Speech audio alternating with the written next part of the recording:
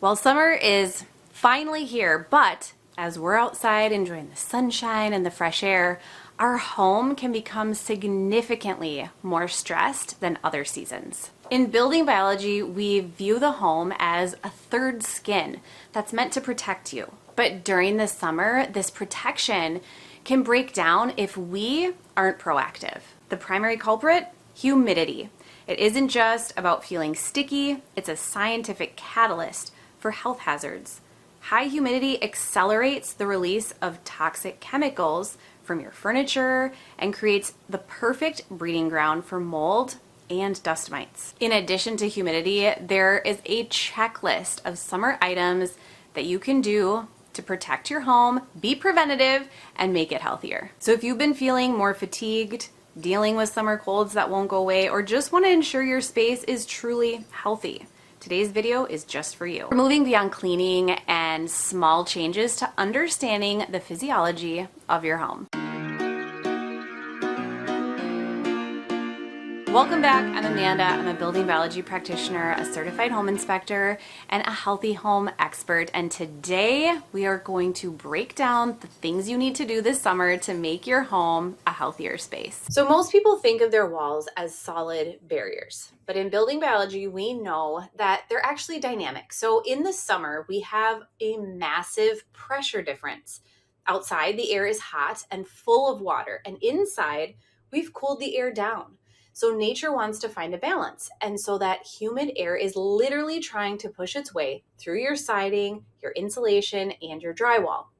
When that warm, moist air hits a cold surface, like a wall cooled by your air conditioner, it reaches its dew point. And this is where invisible gas turns into liquid water. If this happens inside your wall cavity, you won't see the mold, but you will breathe the gases in. They produce microbial VOCs. And this is why our maintenance checklist is going to start with the exterior of the building. Your first line of defense is always your grading. And we talked about this in last week's video. And if you'd like a little look into landscaping for a healthy house, I would encourage you to go watch it.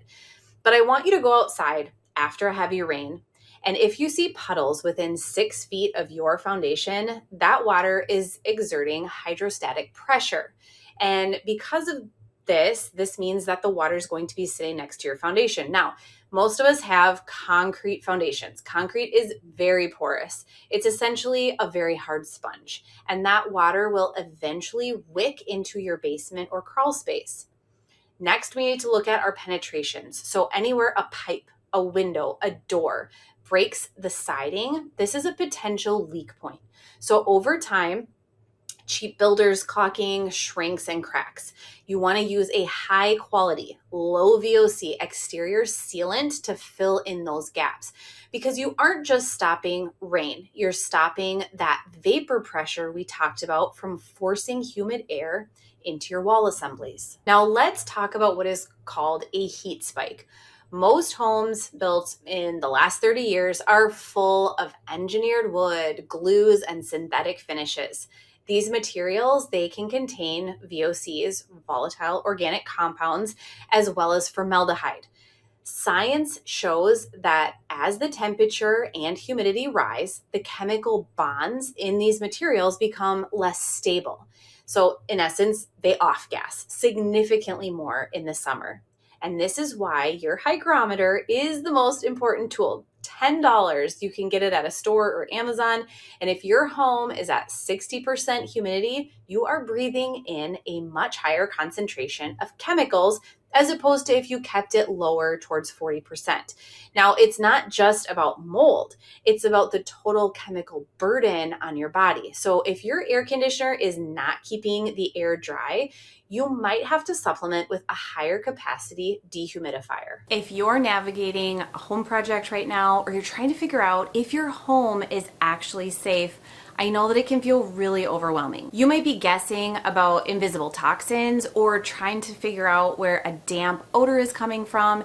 It might even be trying to fix stagnant air in your home without a clear plan. In order to give families my dedicated attention, I take just 4 virtual one-on-one consultations a week to help you set up a clear plan for your home. We can look at your space together and come up with a science-backed plan and a step-by-step roadmap that leaves you feeling confident about your home. Simply click the link above or in the video description below to set up your one-on-one consultation with me so that we can walk through your home and create that plan together. A unique building biology concern in the summer is the influx of portable appliances as well as use of your air conditioner.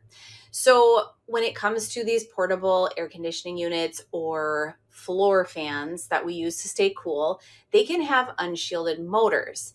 These motors emit high magnetic fields that can interfere with your cellular repair while you sleep.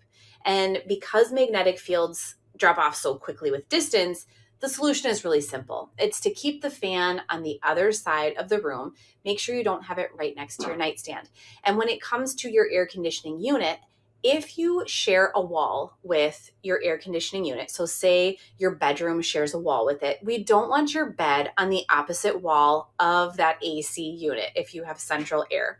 We want to keep it on the opposite wall to give your body space between the high levels of EMFs that can be emitted. So water quality can also shift in the summer. If you leave for a week-long vacation, the water in your pipes, it sits still. And in the summer heat, the chlorine can break down and a biofilm can begin to grow. So when you get home, I wouldn't recommend just taking a shower. You'll be breathing in all of the aerosolized bacteria. First, you need to flush your water. So all this means is to let water run through your pipes to make sure you're getting fresh water. We don't have anything that was sitting around. And please, I want you to go check your garden hose. If you are watering, say, your organic tomatoes with a standard vinyl hose, you could potentially be adding lead and phthalates to your soil. So it's very important to check the material of your hose and your hose attachments that you're purchasing. Another thing we have to talk about in the summer is actually the kitchen, because in the summer we keep the windows shut and we keep the air conditioning on. So if you cook with a gas stove, you're actually releasing nitrogen dioxide into a very sealed area and box. Without a fresh air exchange, these gases will build up to levels that would actually be illegal outdoors. So you always want to make sure to run your vent hood. And if it only recirculates the air, then you have to open a window slightly while you're cooking to create a pressure relief and bring in fresh oxygen. Creating a healthy home is a journey. It's never a destination. And by taking these proactive steps, by monitoring your humidity, by sealing your building skin, and being really mindful of invisible stressors, you are turning your home into a true sanctuary that supports your health. And if this felt like a lot of information to you, I have a huge resource to help. I've actually put all these tasks and all my seasonal tasks into my seasonal checklist collection. You can download these printable guides. They will walk you through every single season. It's a step-by-step system, so you don't have to memorize the science behind all of this. You just have to follow the list. You can find the link in the description below to my blog post where I share this download for you. As always, thank you so much for being here. I hope you were able to take at least a few things from this week's video and apply them to your own home this summer. Don't forget, you can download my checklist on my blog this week. It's linked in the video description below. If you did find this video helpful, definitely give it a like and be sure to subscribe to my channel because I'm here every single week with new tips and new ideas on how to help you create a home that actually supports your health and your wellness.